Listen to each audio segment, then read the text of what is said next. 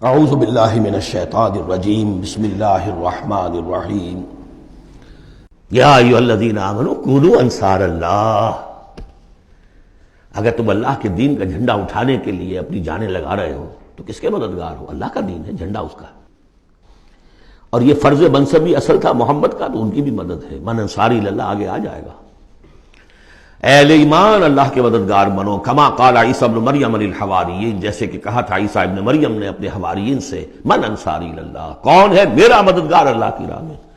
دیکھیے جیسے بیعت کی نسبتیں آئی تھیں دو، بیعت حضور سے، بے اللہ سے، لہذا تیسرا ہاتھ اللہ۔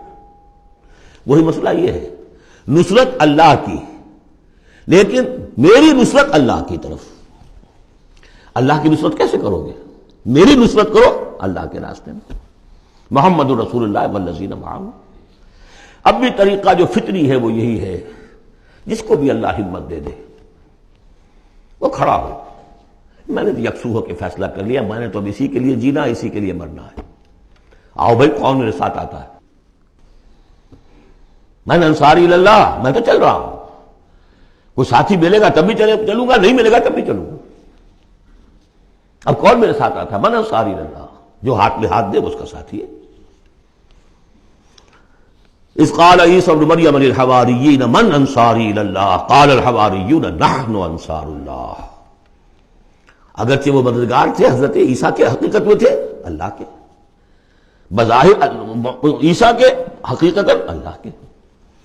فآمنت طائفۃ من بنی اسرائیل، تو بنی اسرائیل دو گروہ میں تقسیم ہو گئے، ایک وہ جو ایمان لے آیا اور ایک وہ جو کفر پر اڑا رہا۔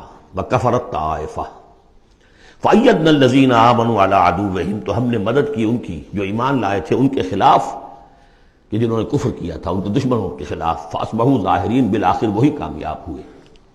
لیکن یہ کامیابی آسانی سے ہاتھ نہیں آئی تھی، اچھی طرح سمجھ لیجیے گا۔ 300 برس لگے ہیں حواریین مسیح کو، اور ان کے اصل پیروکار جو تھے حضرت مسیح کے، وہ سختیاں انہوں نے جھیلی ہیں۔ تاریخ انسانی میں اگر آپ لیں گے ایک مقدار کی حیثیت سے تو اتنی زیادہ قربانیاں شاید کسی نبی کے ساتھیوں نے نہیں دی۔ ایک ہے ایک چیز جو ہے وہ سمٹ کر آ گئی ہو تھوڑے سے وقت میں، وہ ہے حضور کا معاملہ، کہ حضور کا اور آپ کے ساتھیوں کا۔ لیکن جتنے طویل عرصے تک اور جس قدر شدید پرسیکیوشن، عام خیال یہی، اور میں بھی اس کا قائل ہوں، کہ سورہ یاسین میں جو ذکر ہے، وہ جو 2 رسول بھیجے گئے اور پھر تیسرا بھیجا گیا، وہ اصل میں حواریین مسیح تھے، رسول کے رسول تھے، اللہ کے رسول نہیں تھے براہ راست۔ اسی طریقے سے آپ کو معلوم ہے جو پرسیکیوشنز ہوئی ہیں ان کی، جس طریقے سے انہیں ستایا گیا ہے۔ جو اصحاب الاخدود تھے وہ بھی عیسائی تھے، جن کو کہ یہودیوں نے جلایا، ابو نواس نے، وہ بھی عیسائی تھے، حضرت مسیح کے ماننے والے۔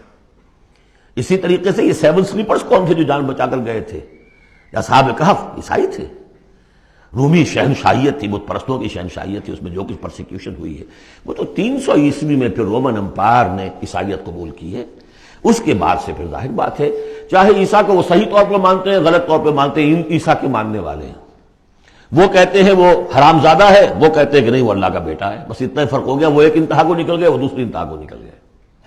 باسٹرڈ کہتے ہیں کھلم کھلا، سن آف مین، اور وہ لوگ کہہ رہے اللہ کا، لیکن مانتے تو ہیں نا، یہ انکار کرتے ہیں۔ تو ہمارے ہاں بھی کتنے ہی لوگ ہیں حضور کے رتبے کو جب نعتوں میں بیان کرنے آئیں گے، اللہ سے کم چھوڑتے ہیں، اللہ سے اوپر بنا دیتے ہیں۔ اوتار کا عقیدہ تو میں آپ کو بتا چکا ہوں، وہی جو مصطفی عرش تھا خدا ہو کر اتر پڑا وہ مدینے میں مصطفیٰ ہو کر۔ مدینے کی مسجد میں ممبر کے اوپر بغیر عین کے ایک عرب ہم نے دیکھا۔ عرب میں سے عین نکال دے کیا رہ جائے گا؟ رب۔ کون ہے کہنے والا؟ یہ مسلمان، محمد کا امتی ہے۔ تو یہ جو انتہائیں ہوتی ہیں، غلو ہوتا ہے، یا اہل الکتاب لا تغلو فی دینکم، تو غلو ہم کم ہے کم کرنے والے۔ کون سا جرم ہے جو پچھلوں نے کیا ہم نے نہیں کیا، سوائے اس کے کہ اس قرآن کی تحریف ہم نہیں کر سکے، اس کے متن کی، بس۔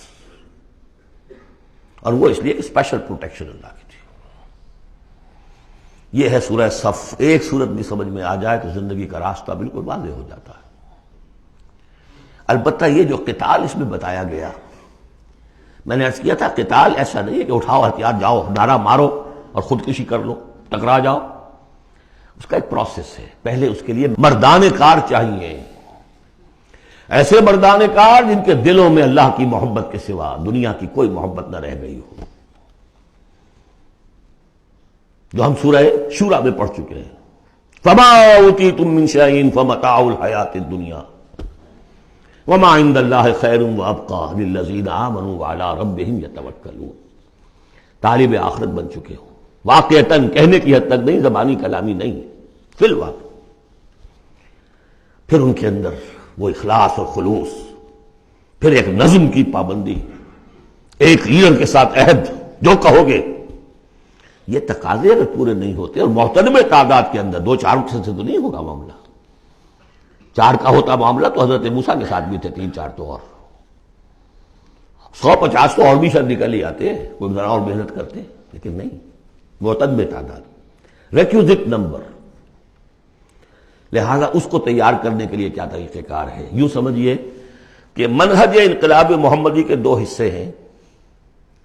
اوپر کا حصہ ٹکراؤ، تصادم، وہ سب کو معلوم ہے. غزوہ بدر، غزوہ احد، غزوہ احزاب، فلاں فلاں، کس کو نہیں معلوم؟ لیکن اکبر الآبادی کا بڑا پیارا شعر ہے، خدا کے کام دیکھو بعد کیا ہے اور کیا پہلے ہے، نظر آتا ہے مجھ کو بدر سے غار حرا پہلے.